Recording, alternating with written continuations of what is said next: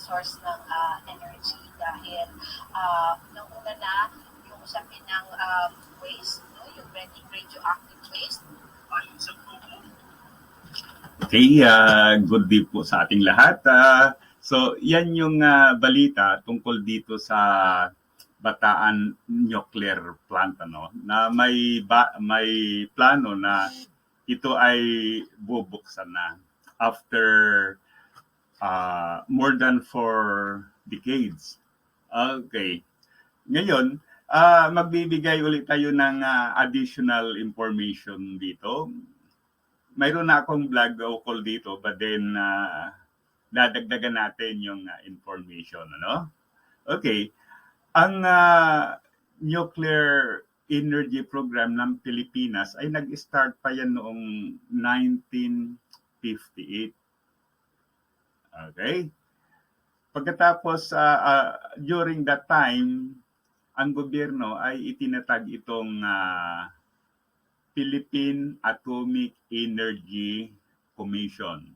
So, yan ang agency na mag-oversee whenever may mga research, may mga gagawin ukol sa with regard sa nuclear energy. Okay? Ngayon, noong panahon ng martial law, that was 1973, nagkaroon ng energy crisis,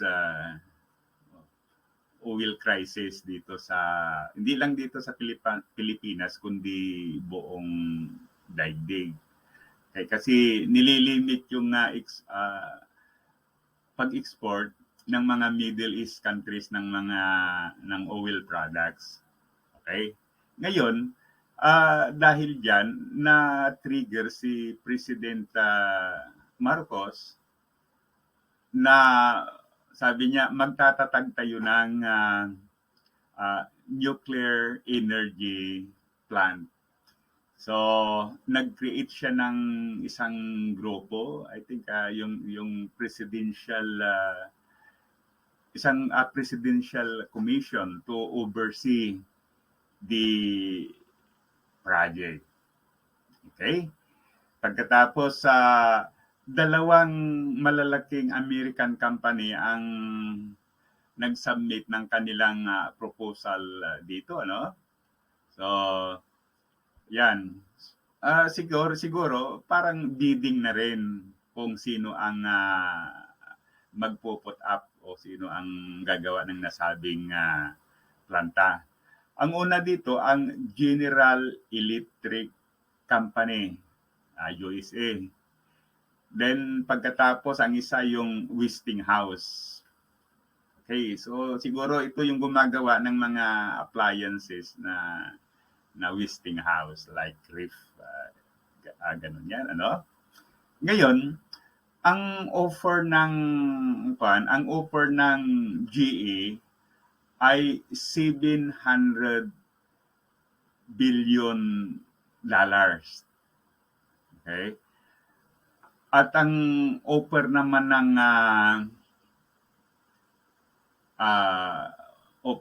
ng Westinghouse ay 500 billion, $500 million. Million pa naman. Okay. So, yan. So, that is half billion. Okay. Ngayon, ang proposal ng GE ay mas maganda dahil yung plano nila ay mayroon ng mga details. Okay? Ngunit ang plano naman ng Westinghouse ay hindi masyadong maliwanag with regard sa details, ano? So in other words, medyo kulang pa. Kaya siguro mas mura. Ngayon, ang gusto ng mga yung National Electrification at saka iba pang agency na involved dyan, ay gusto nila yung proposal ng GE. Ngunit, ang gusto ni Marcos ay yung sa Westinghouse. Kaya ang gagawa ng nasabing proyekto ay ang Westinghouse. Okay, so nag-start yung paggawa. Ngunit napapansin ng mga maraming mga tao na ang paggawa ay puno-puno ng irregularities. Okay? Like yung may mga kickbacks, problema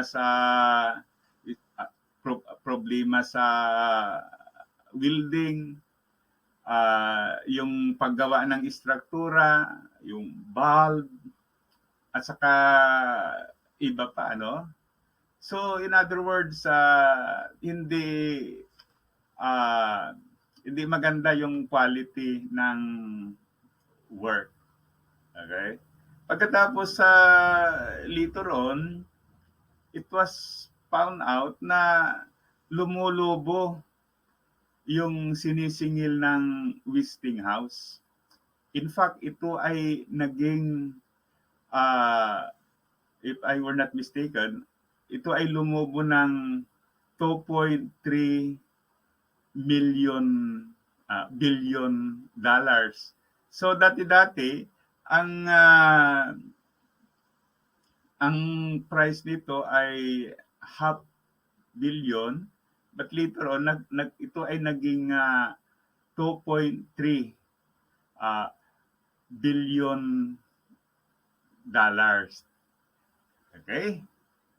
Then later on nang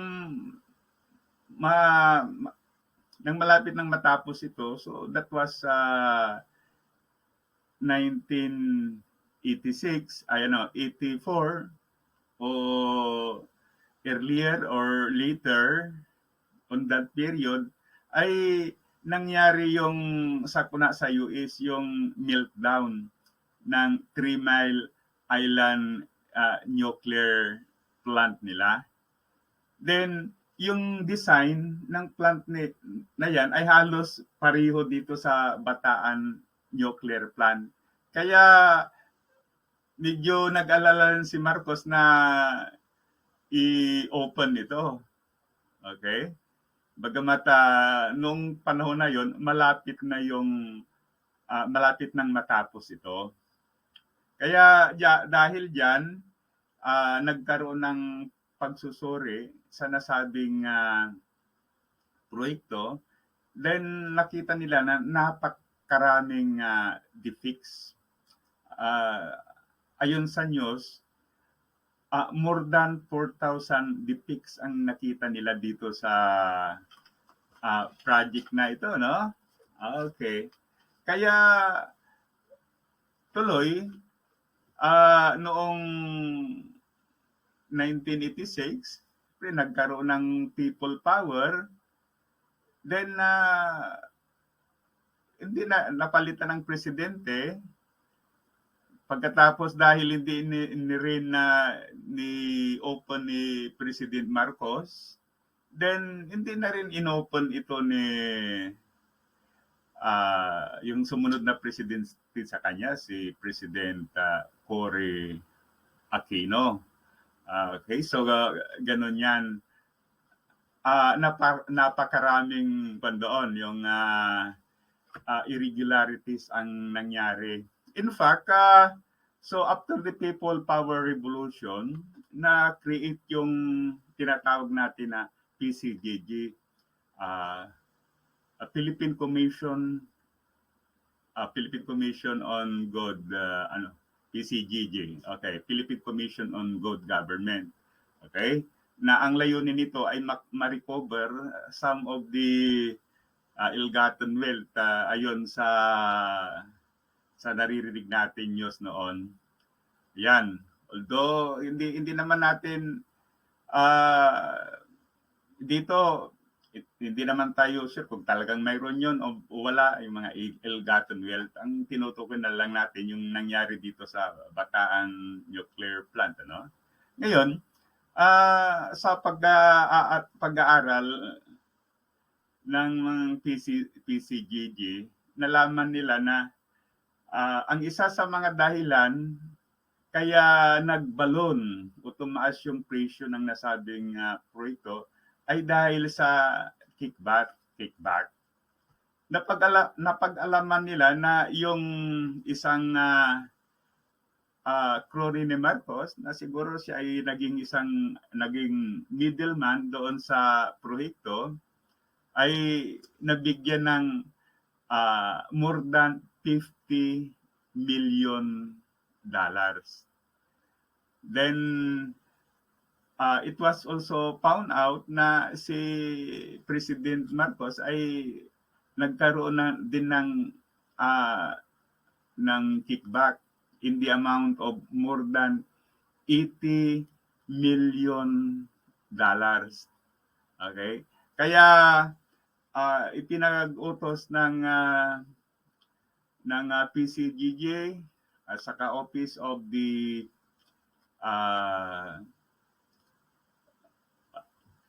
yung may Office of the Solicitor General na ibalik yung pira na yan sa gobyerno. Na ibalik nila yung pira na yan, ano? Ngayon, dahil dollars yan, so yung kay Marcos, it amounts to 2.2 billion pesos. Din yung pandena, billion din yung kay Dicini. So, yun ang na-discover ng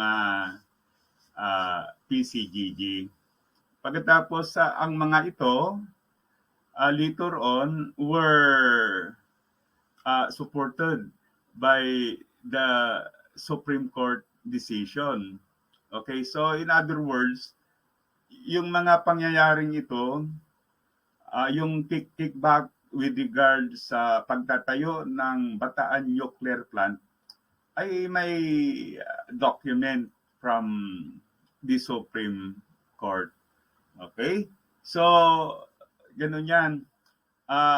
Pagkatapos, nung panahon na ni Core, siguro iniisip din niya na malaking tulong, then nangyari naman yung malaking sakuna din sa Ukraine. At that time, ang Ukraine ay bahagi pa ng USSR, Union of Soviet Socialist Republic. Then, with that with that nuclear explosion sa Ukraine, ay napakaraming gastos ng USSR, kaya yan ang isa sa mga dahilan kung bakit ito ay nag-disintegrate, ano? Bagamat during that time, marami na rin talagang mga Soviet Socialist Republic members ang gustong tumiwalag. Kaya yun ang nangyari diyan. Accordingly, talagang hindi maayos yung paggawa. May problema sa mga, sabi nila, sa pag-building, yung mga specification, yung at saka iba pa. Ngayon, yung narinig natin yung news, okay, so sa akin naman, para sa akin, it's well gone the news. Yung nagsasabi na hindi magandang source of energy, as far as I know, kung yung quality ng kuryente ang pag-usapan, maganda itong nuclear energy. Okay? Kasi malinis. Ngayon, ang problema nga, delikado. Yan. Yan yung sabi ni past President Duterte. Sabi niya, hindi talaga pwedeng forever tayong mag-rely on yung fossilized energy. Okay. Kasi mauubos 'yan. So, ang ibig niyang sabihin, pwedeng possible talaga ang nuclear energy. But then, let it be ensured na ito ay ah, hindi dangerous. Ngayon, sa assessment ko, okay, so since that was in the 80s pa, pagkatapos today is already 2022. So marami na rin siguro yung mga unknown knowledge noon with regard sa nuclear energy ang alam na natin ngayon o alam na ng mga scientists ngayon.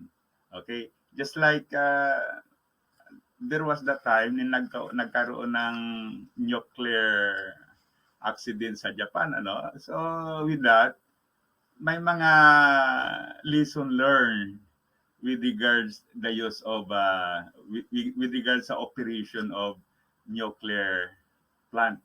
Then ganito sa palagay ko, kung talagang pag-aralan ng mga scientists na it would not be harmful to the people and to the environment, go ahead.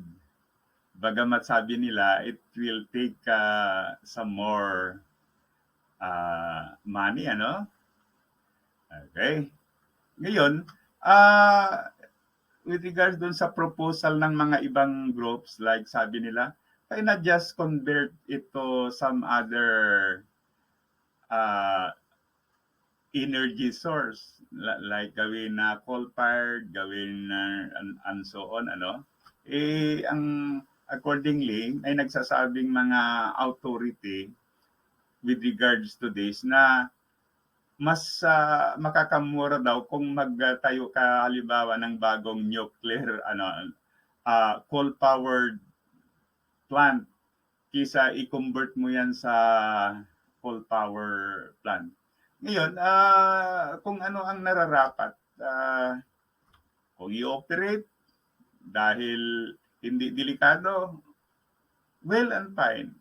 Ngayon, kung delikado, then magbe-build tayo ng another one in some other place. Okay? Kasi ang isang kinakatakutan ng mga tao ay ito raw ay malapit sa fault line. Okay? But then, ang masasabi ko lang, dapat ang paniwalaan natin yung mga expert, yung mga scientists na ang kanilang field of specialization ay yung mga ganyang ori ng source of energy. Kasi complicated yan, di ba? Remember, pag mayroon isang bansa na yan, then kung if I were right, o kung tama yung narinig ko, ang isang bansa could be able to make nuclear weapons also. But then, as far as Bataan nuclear plant is concerned, ang talagang purpose lang doon ay maging source ng energy. Okay? So sana panoorin, sana mag-subscribe din naman sa ating YouTube channel. Bigyan ninyo kami ng chance na maipagpatuloy ang ginagawa namin para mas makatulong tayo sa bansang Pilipinas. So muli, salamat at mabuhay tayong lahat.